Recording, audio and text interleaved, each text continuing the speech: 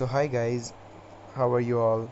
So today I'll be sharing a very interesting game with you all where I'll show you how you can force your opponent to resign even if he is dominating with few more pieces than you, and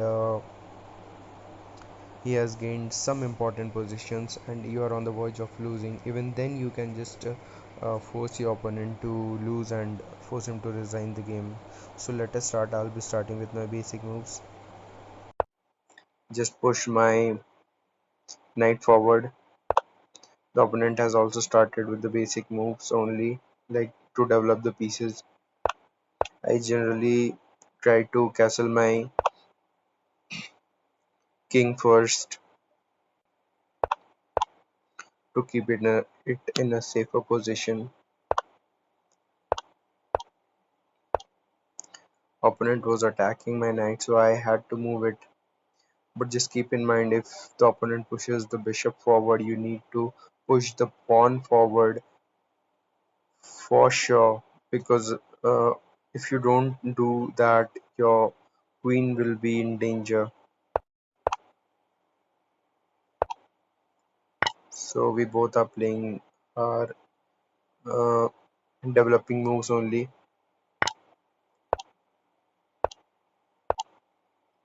Here my aim is to just push my pawn forward and exchange the pawn. See here, if I take the pawn, exchange my pawn with the opponent's pawn at e4, I'll be gaining one pawn. If he takes my pawn with his pawn at d5, and after that his knight takes the pawn at e4.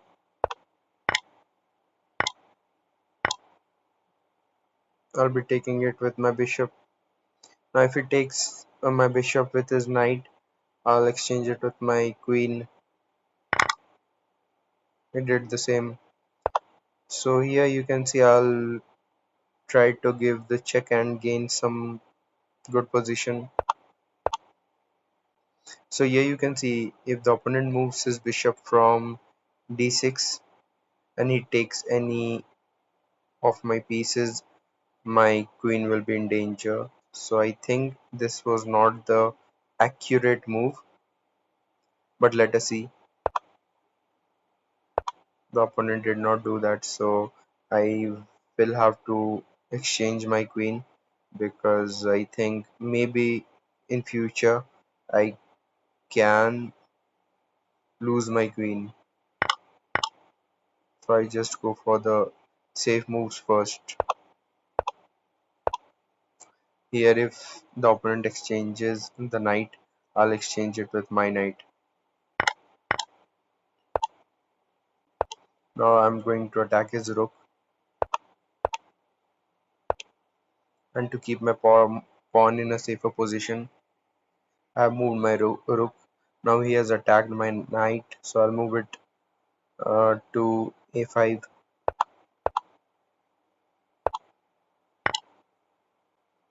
We both have exchanged our rooks now.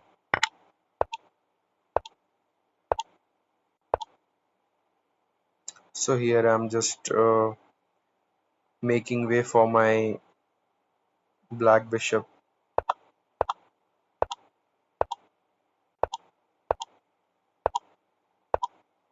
So here I did a mistake and my king got pinned with the rook. So I have to lose my rook. There is no other option.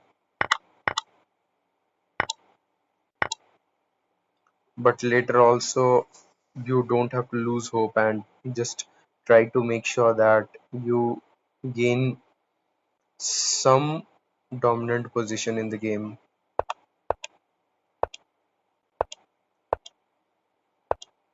So what I'm trying to do here is that I'll let the opponent take my pawn at c3 and pin the king and the knight with my bishop.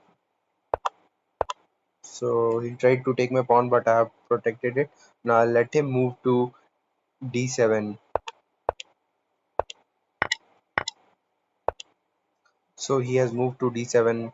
Now I'm like giving him to take my pawn at c3. So he will take my pawn for sure, and the opponent did the same. Now I'll pin the king and the rook with my bishop.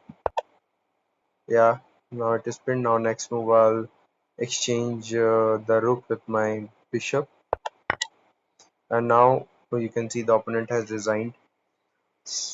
So uh, this was a very interesting game, and here you can see even if he moves his pawn forward, I'll just take it with my bishop. So it is of no use, and even if he moves his king, I'll reproduce my queen with the pawns at e4 and g3. So if you like my video, please hit the bell icon and subscribe to my channel, and if you have anything you can ask in the comment section.